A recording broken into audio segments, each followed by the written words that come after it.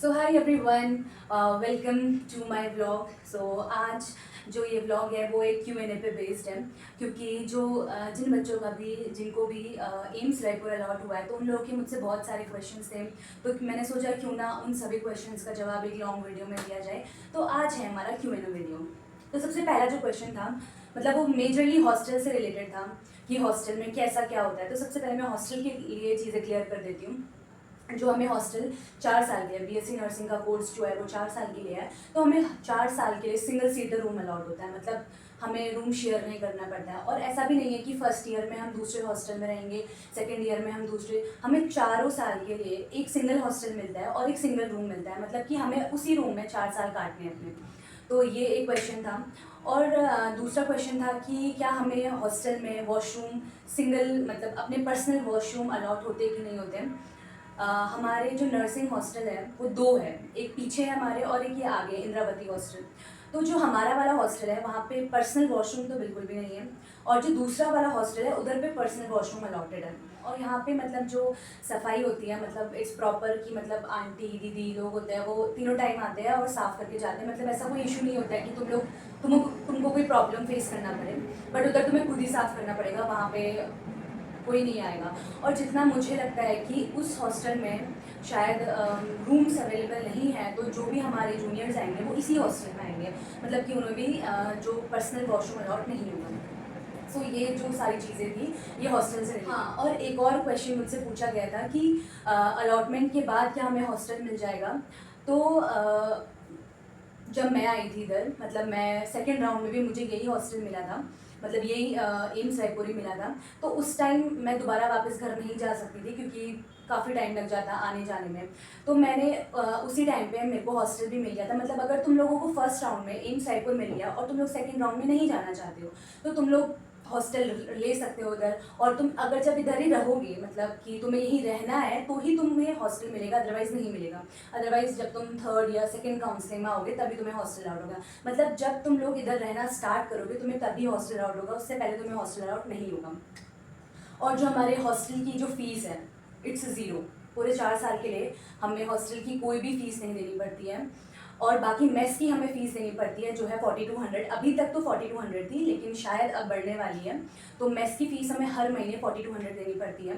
और बाकी जो 4 साल का कोर्स है उसकी जो फ़ीस है वो मैंने अपने पहले वीडियो में भी कहीं पे बताई है कि वो है 3165, और वो 4 साल के लिए है। मतलब हर महीने तुम्हें 3165 नहीं पे करने हैं, तो मतलब तुम्हें पता ही चल गया होगा कि 4 साल के लिए 3165 है। हॉस्टल की कोई फ़ीस नहीं है, मेस की फ़ीस हर महीने है, वो है 4200, जो अभी शायद बढ़ सकती है।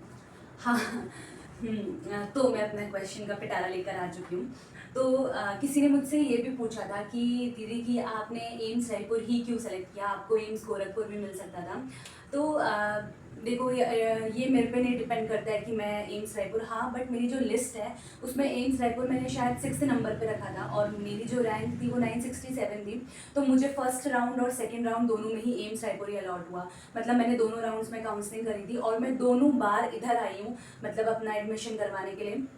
तो मुझे एम्स रायपुर ही अलॉट हुआ। और AIIMS Raipur I think academics में भी काफ़ी और एम्स से आगे है, तो इसलिए ही मैंने एम्स रायपुर लिया था। और एडमिशन के टाइम पे जब मेरे को फर्स्ट राउंड पे एम्स रायपुर अलॉट हुआ था, तो इट इज़ नॉट कि तुम लोगों को अपने घर से ही ऑनलाइन तुम एडमिशन करवा लोगे।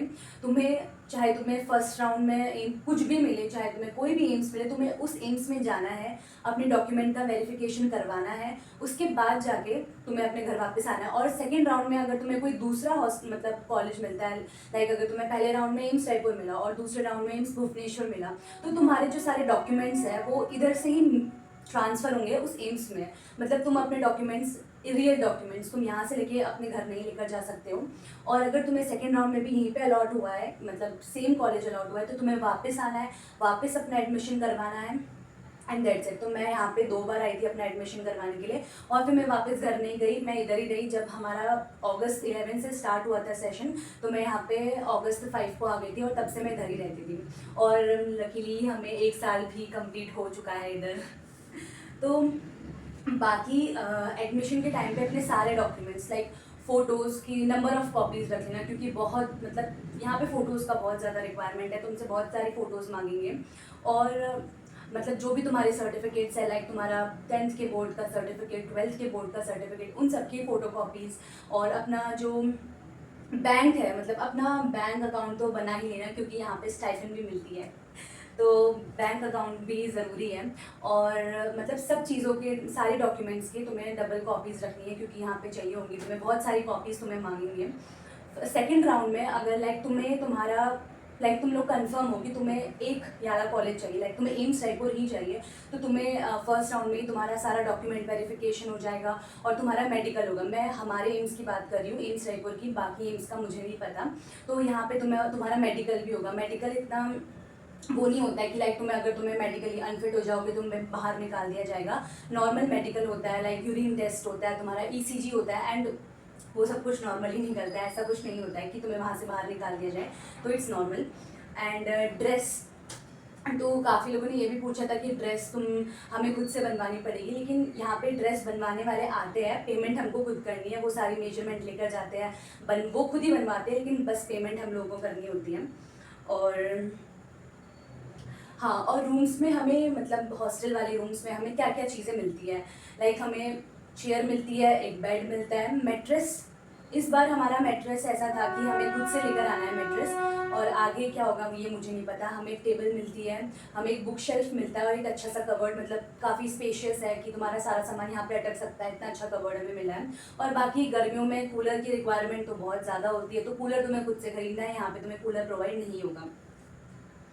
और हमारे जो कॉलेज की टाइमिंग है वो 9 to 5 है, ज़्यादा दूर नहीं है हमारा कॉलेज, 5 मिनट की दूरी में ही है, तो इजीली हम लोग जा सकते हैं। और अटेंडेंस बहुत ज़्यादा इंपॉर्टेंट है, और बाकी चीज़ें तुम्हें इधर आके पता चलेगी, ज़्यादा मैं अब एक्सपोज नहीं करूँगी। हाँ, और कईयों का ये भी क्वेश्चन था कि हॉस्टल में बालकनी है या नहीं है। तो जो हमारा हॉस्टल है उधर पे केवल फर्स्ट और सेकंड फ्लोर पे ही बालकनी है, केवल कुछ ही रूम्स में बालकनी है, उसके बाद जो 3rd फ्लोर से 6th फ्लोर तक है उधर पे कोई बालकनी नहीं है। तो वैसे बालकनी का कोई फ़ायदा भी नहीं है, क्योंकि बहुत ज़्यादा धूल वगैरह आती है, तो नॉट नेसेसरी। तो डॉक्यूमेंट के बारे में मैं एक और बार फिर से क्लैरिफाई कर लेती हूँ कि डॉक्यूमेंट्स बहुत ज़्यादा इंपॉर्टेंट है। अगर तुम एक भी डॉक्यूमेंट भूल गए तो तुम वापस अपने घर नहीं जाते, क्योंकि काफ़ी दूर दूर से आते हैं लोग। तो डॉक्यूमेंट में सबसे पहले गैप सर्टिफिकेट, अगर आपका गैप है तो गैप सर्टिफिकेट नेसेसरी है, बनवा ही लो।